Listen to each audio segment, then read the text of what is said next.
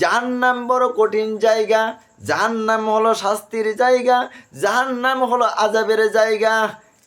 যারা অবিশ্বাসী, আল্লাহর আয়াতকে অস্বীকারী, তাদের জন্য হবে জাহান্নামের আগুন সজ্জা, এবং তাদের উপরে আচ্ছাদন ও হবে আগুনের তৈরি চাদর।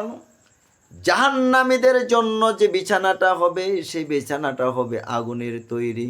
জাহান্নামীদের জন্য যে উপরের চাদরটা থাকবে, সে চাদরটা হবে আগুনের তৈরি চাদর। আমার ভাইয়েরা, এই জাহান্নামের আগুন সহ্য করার ক্ষমতা আমাদের কারো নাই। এই জাহান্নামের আগুন থেকে বাঁচতে হবে। এই জাহান্নামের আগুন থেকে বাঁচতে হলে আমাদেরকে কালিমা পড়ে মুসলমান হতে হবে এবং আল্লাহর প্রতি বিশ্বাস স্থাপন করতে হবে। আল্লাহ এক, তার কোনো শরীক নাই। শিরিক মুক্তভাবে একমাত্র আল্লাহর উদ্দেশ্যে ইবাদত করতে হবে।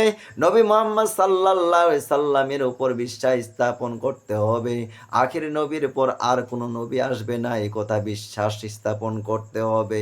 নবী মুহাম্মদ সাল্লাল্লাহু আলাইহি সাল্লামের উপর অবতীর্ণ কিতাব কোরআনের উপর বিশ্বাস স্থাপন করতে হবে। আল্লাহ এবং আল্লাহর রাসূল যা আদেশ করেছেন তা আমাদের মেনে চলতে হবে। আল্লাহ এবং আল্লাহর রাসূল যা নিষেধ করেছেন তা ছেড়ে দিতে হবে। জীবনের যত ইবাদত করেন, প্রত্যেকটি ইবাদত আমাদের করতে হবে রাসূল সাল্লাল্লাহু আলাইহি সাল্লাম যেরকম করে করেছেন হুবহু সেই রকম ইবাদত করতে হবে।